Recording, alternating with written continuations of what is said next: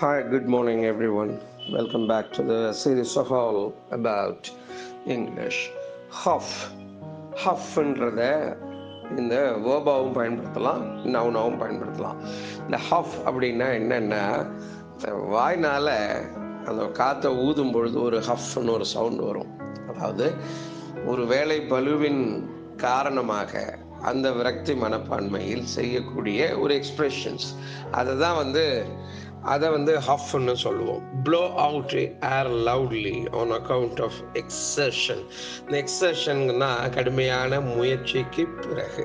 She was huffing under heavy load.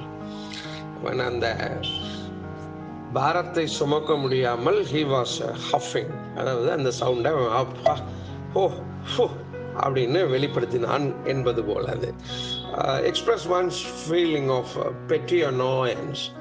ஒரு மாதிரி அந்த சின்ன தொந்தரவை சகிக்க முடியாமல் அந்த மாதிரி ஒரு எக்ஸ்பிரஷனை வெளிப்படுத்துறது.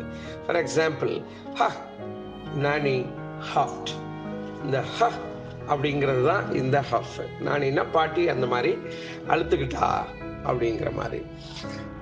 A fit of petty annoyance, அது noun. She walked off in a huff.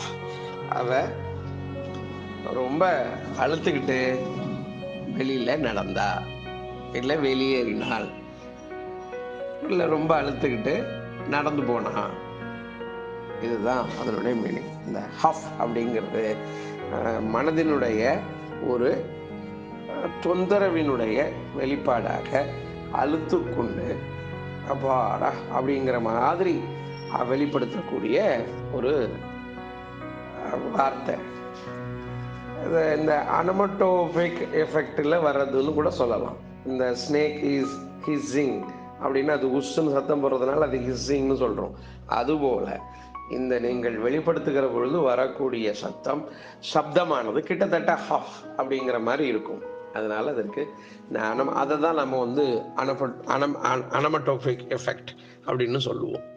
அதுதான் இந்த ஹஃப் என்கின்ற இந்த வார்த்தை. மீண்டும் நாளை வேறு பதிவில் சந்திப்போம். நன்றி, வணக்கம்.